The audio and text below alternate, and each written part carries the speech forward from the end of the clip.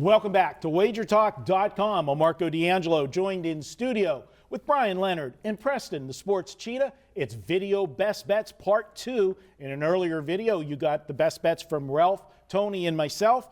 Now it's you guys' turn, and we are going to start with Bryan. You're going to Friday night Major League Baseball. You're taking a look at the Atlanta Braves at my Pittsburgh Pirates at PNC Park. What are you looking at?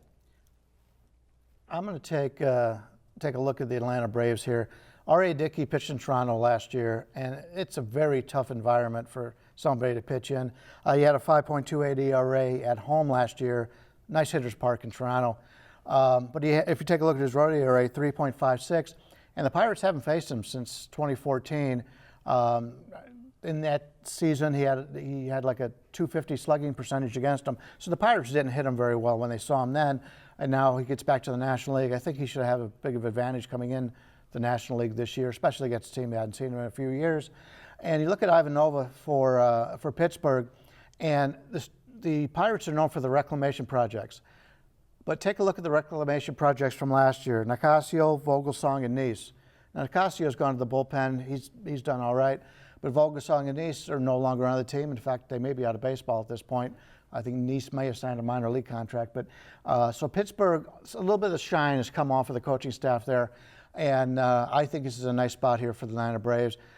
Pittsburgh coming back home after playing in Boston, coming back home for the home opener. And I think we're going to get a little bit of value. I'm expecting something in the 140 range. And I'll take the dog in that instance. Yeah, no question. Atlanta is a team that coming into the season people aren't expecting a lot from. But I do agree with you. I like an American League pitcher coming back to the National League. You're usually going to see betterment from him.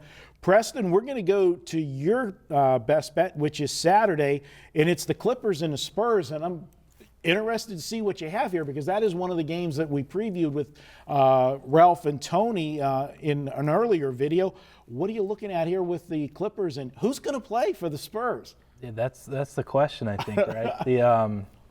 In general, looking so far ahead for baseball is tough, because for me, baseball plays are almost 100% model-based or numbers-based. And so I was looking at NBA, kind of like what you guys do when you're doing these look-ahead situational spots. And it's not a bad time in the NBA to be looking at that, because it's the end of the season, certain teams playing for playoff position or playoffs in general, and a team like the Spurs, at that point they're going to be locked into the 2 seed either way, barring the Warriors, I think, getting swept the rest of the way, which isn't going to happen.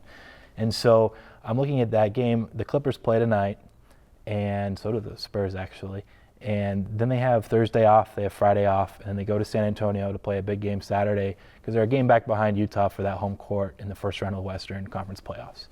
The Spurs, however, they actually have to play Friday night, I believe, the night before at Dallas, and then go back home and play this game. And neither of those games are going to be very significant to them at all anyways.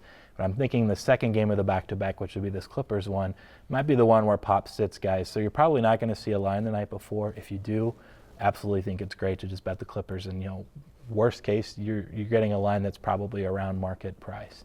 If he does sit some guys, then great, but I like the spot anyways for the Clippers. And at +6 or better, I think it's a good bet. My number normally would be more like 7.5, but with the Spurs on the back-to-back and potentially resting one or two guys, I think if you can get anything at 6 or better for the Clippers Saturday, that's my bet, and that's my side. Yeah. And I would be willing to make a lunch bet that you will not see a line Friday night on this game. It's gonna be, last night when I sat down to do the games, there was 2 lines on the overnight for the Wednesday schedule. I had to do the entire card on this morning before videos, especially with San Antonio in the situation playing back-to-back with Pops.